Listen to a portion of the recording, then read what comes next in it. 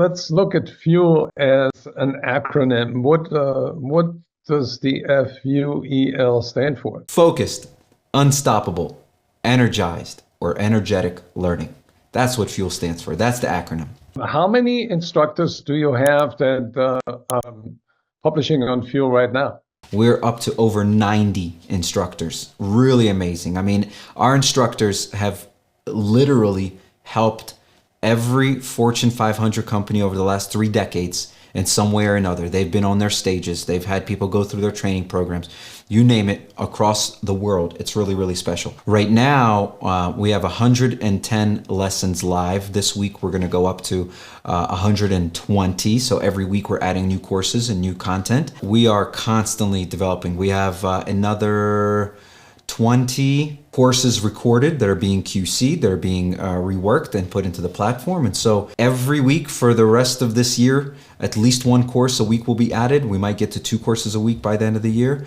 And sometime next year, if we reach the 2 courses a week this year, then next year you can expect at least 2 courses a week that will be released.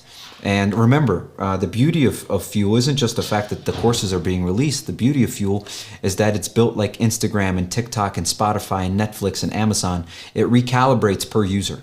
So no user has the same experience. Your learning track is not going to be the same as mine. And it only gets determined by your usage and engagement. You will start to tell us what's important to you based on your performance and based on what you're learning, and based on the people in your industry and your company.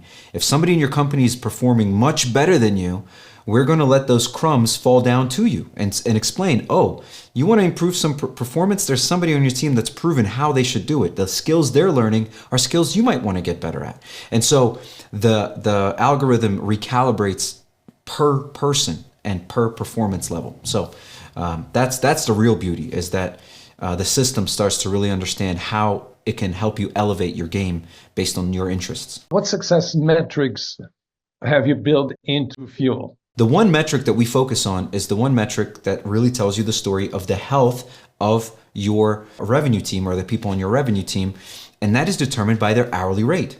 So like for humans, your heart rate determines your health. For revenue focused people, it's the hourly rate that determines their health. Meaning, if my hourly rate, because I'm in sales and commission and revenue, right, I get compensated not just by salary, but also by a bonus or commission. Most salespeople, that's why they like to be in sales. There's no limit. And so if all of a sudden I have $100 an hour, and tomorrow or a month from now it's at $120 an hour, and a month later I'm at $150 an hour, you can rest assured you, the company, is making more money because I'm making more money. Period.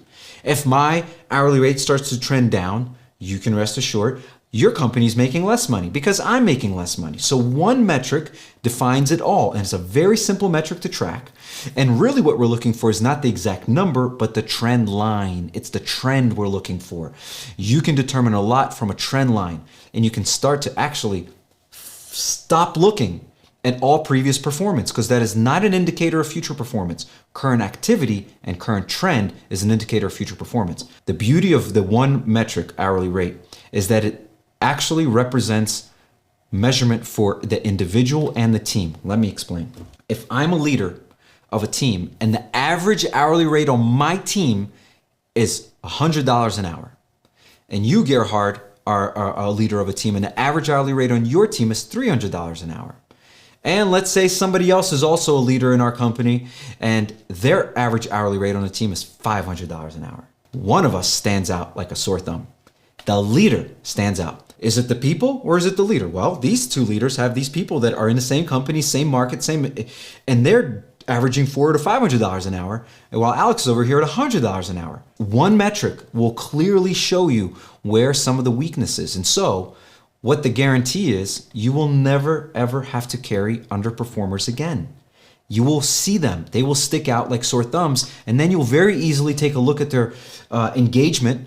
And how much are they giving themselves? How much are they learning every single day to improve themselves? Not for you, but for themselves. And if you're noticing their numbers are down and they haven't been in a platform in 3.5 weeks, well then, hey, we've given you every opportunity to be the best version of yourself. You haven't done it. You do not want to play for this team. As a matter of fact, you are no longer performing at minimum standards, so you can't play for this team.